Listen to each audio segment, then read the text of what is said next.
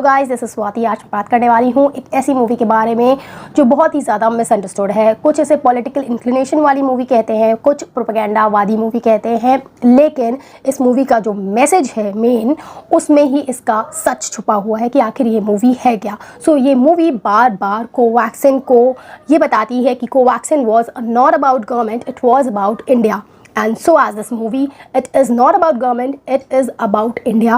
मार्च 2020 में जब हम सब ने अपने आप को घरों में बंद कर कोरोना के खिलाफ जंग का ऐलान कर दिया था, उस समय हमारे साइंटिस्ट को इस खतरे का आभास पहले से ही था और उन्होंने वर्ल्ड लेवल पर इस पेंडेमिक के अगेंस्ट वेपन बनाने की तैयारी में दिन रात एक कर रखे हुए थे। और ये जो वर्ल्ड लेवल के एफर्ट्स हैं, इनका बिहाइंड द सीन्स एक तरीके से आप इस मूवी द वैक्सीन वॉर में देखने वाले हैं।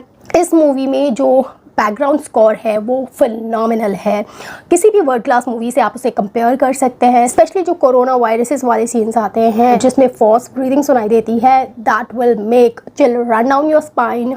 यहाँ पर जो आपको डायरेक्शन मिलने वाला है वो जो पहले विवेक अग्निहोत्री जी की मूवीज़ हैं, टैशकेंट फाइल्स और कश्मीर फाइल्स, उनसे काफ़ी ज़्यादा इम्प्रूव्ड है। बेसिकली यहाँ पर जो चीज़ें दिखाई गई हैं उन्हें बहुत ज़्यादा मसाला लगा कर दिखाया जा सकता था, लेकिन इन सारी चीज़ों से हम सब गो थ्रू हुए हैं, बहुत ज़्यादा पर्सनल है वो हमारी, इसीलिए मेकर्स ने उन्हें ओवर सेंसिटाइज ना करने का जो फैसला लिया है वो बहुत सही था। इस लगभग पौने 3 घंटे लंबी मूवी के साथ मेरा क्या एक्सपीरियंस रहा है ये मैं आपसे शेयर करती हूँ और आप डिसाइड करेंगे कि आपको ये मूवी देखनी चाहिए या नहीं देखनी चाहिए। इससे पहले अगर आप नए आए हैं please subscribe. For this movie the vaccine war, अगर मैं स्टोरी की बात करती हूँ तो क्योंकि ये न्यू रिलीज़ है मैं बहुत ज़्यादा स्टोरी तो रिवील करने वाली नहीं हूँ, लेकिन जो ICMR के साइंटिस्ट डॉक्टर बलराम भार्गव की लिखी हुई किताब है गोइंग वायरल, जो कोवैक्सीन का प्रोसेस था बनने से लेकर लोगों तक पहुँचने का, उसको उन्होंने इस बुक में डिस्क्राइब किया है। क्या कुछ प्रेशर्स थे साइंटिस्ट के ऊपर, क्या गवर्नमेंट को फेस करना पड़ा, फार्मास्यूटिकल इंडस्ट्री ने किस तरीके का प्रेशर डाला, उसके बाद मीडिया ट्रायल्स हुए, एक तरीके की इन्फो वॉर चल रही थी, उसको उसमें बताया गया है। और यहाँ पर उसी का अडाप्टेशन आपको देखने को मिलने वाला है जिसमें थोड़ा ड्रामेटाइजेशन भी किया गया है। जब उस समय हम अपने लव्ड वंस को अपने घरों में समेट कर बैठे हुए थे कि उनको कुछ हो ना जाए, उस समय ये साइंटिस्ट अपने प्रियजनों को पीछे छोड़कर दिन रात जागकर कुछ तो डिप्रेशन के फेज में भी चले गए थे कि क्या उनसे हो पाएगा, क्या वो सही कर रहे हैं, लोगों की उम्मीदें उन पर टिकी हुई हैं। तो सेल्फ मोटिवेटेड थे और इतना ज़्यादा प्रेशर सहते हुए वो कोवैक्सीन बना रहे थे। अच्छा, बन गई, बनने के बाद भी उसका लोगों तक पहुंचना इतना आसान नहीं था। लोगों ने नाक में दम करके रखा हुआ था। स्पेशली यहाँ पर एक जर्नलिस्ट है रोहिणी सिंह धूलिया करके, जिनके ऊपर रियल ट्रायल्स हुए थे, कोर्ट का ऑर्डर है, उन पर बैन लगाया गया था, तो वो यहाँ पर मिंगल करके दिखाया गया है सिचुएशन के अकॉर्डिंग, जिससे आप जब देखेंगे तो आपको बहुत कुछ पिक्चर क्लियर हो जाएगी कि उस समय एग्जैक्टली हो क्या रहा था।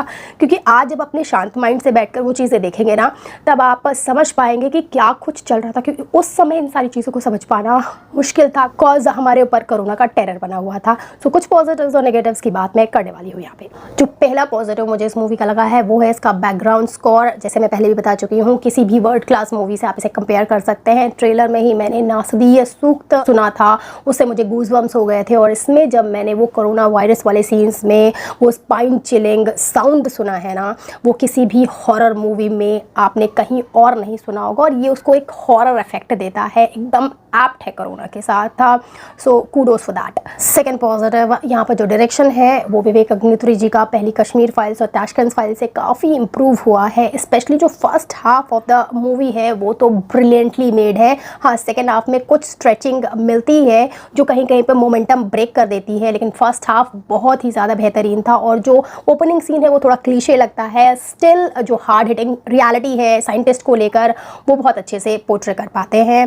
Direction was good. अगर थर्ड पॉजिटिव की बात करते हैं तो स्क्रीन प्ले बहुत ही टाइट था, कुछ भी कंफ्यूजिंग या स्कैटर्ड नहीं लग रहा था। हाँ, जो लोग मसाला मूवीज़ देखते हैं शायद उनको पसंद ना आए, लेकिन सीरियस मूवी वॉचर्स के लिए ये एक वरदान की तरह था और बहुत ही ज़्यादा अच्छा कनेक्शन बनता है शुरू से लेकर आखिरी तक। Fourth positive, last but not the least, Nana Patekar and Pallavi Joshi in their roles were phenomenal. They were doing exceptional job. उनके एक्सप्रेशन, उनके बॉडी लैंग्वेज, उनके इमोशंस, इवन उनका अटायर इतना ज़्यादा उन पर सूट कर रहा था, ऐसा लग ही नहीं रहा था कि वो कोई कैरेक्टर प्ले कर रहे हैं। They were living in the skin of that person जिनका वो रोल प्ले कर रहे थे। Brilliant acting. अगर ड्रॉबैक्स पे आते हैं तो पहला नेगेटिव हो जाएगा, जिनको मसाला मूवीज़ अच्छी लगती हैं उनके लिए यहाँ पर कोई गाने नहीं है, कोई कॉमेडी नहीं है। जैसे गंभीर विषयों को दिखाने के लिए कभी कभी इंडियन सिनेमा में बहुत ज़्यादा कॉमिक सीन्स को ऐड कर दिया जाता है, यहाँ पर ऐसा नहीं किया गया। एंड थैंक गॉड विवेक जी ने ऐसा नहीं किया है, क्योंकि इतने ज़्यादा सेंसिटिव चीज़ें हैं, उनको इस तरीके से नहीं प्रेजेंट करना चाहिए था, उन्होंने किया भी नहीं है। सो मसाला मूवी वॉचर्स के लिए यहाँ पर कुछ नहीं है। सेकेंड नेगेटिव जो मुझे लगा है, second half of the movie कुछ डॉक्यूमेंट्री स्टाइल का लगा है, जो कुछ लोगों को शायद ना पसंद आए। थर्ड नेगेटिव हो जाएगा, यहाँ पर जो साइंटिफिक चीज़ों को डिस्कस किया गया है उससे मास ऑडियंस नहीं कनेक्ट हो पाएगी। बाकी राइमा सेन भी मुझे इसमें बहुत पसंद आई हैं, और साथ ही जो विमेन का कंट्रीब्यूशन है कोवैक्सिन बनाने में, उसको जो हार्ट वार्मिंग थैंक्स एंड में दिया गया है वो बहुत ही मुझे पसंद आया है। साथ ही साथ जैसे रॉकेटरी मूवी को सेलिब्रेट किया गया था एज एन इंडियाज़ अचीवमेंट, इस मूवी को भी सेलिब्रेट करना चाहिए। और अभी हमने रिसेंटली ओपेनहाइमर देखी है, वहाँ के साइंटिस्ट का हम पर्सपेक्टिव देख सकते हैं कि वो बॉम्ब बनाते समय कितने ज़्यादा उथल पुथल है और उनको मॉरल डायलेमा हो रहा है और उनके यहाँ पॉलिटिक्स चल रही है। तो हम इस मूवी को, जिसमें हमारे साइंटिस्ट ने एक बड़ी चीज़ बनाई है, कोवैक्सिन बनाई है, उनके अचीवमेंट्स आपको एंड में सुनने को मिलेंगे, तो उनके पर्सपेक्टिव्स हम क्यों नहीं देख सकते हैं, वो क्या बात हम तक पहुँचाना चाहते हैं, उससे हम क्यों प्रोपेगेंडा वाली या फिर गवर्नमेंट ओरिएंटेड मूवी कहेंगे। So do watch this and then decide. That's it from my side. Bye bye.